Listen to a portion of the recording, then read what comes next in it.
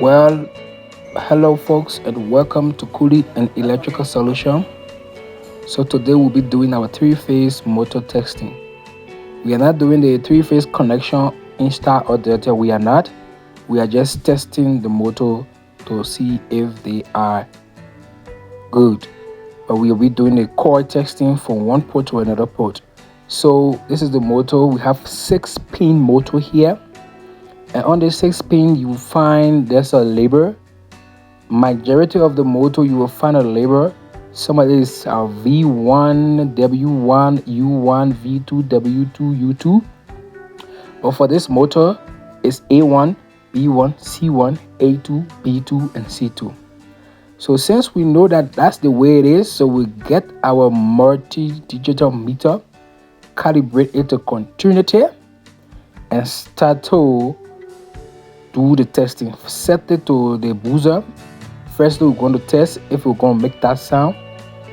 Yes, it's making the beeping sound. So now it's set to continuity.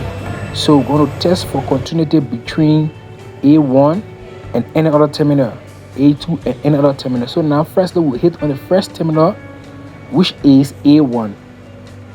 So we are checking for continuity between any of those terminals to A1.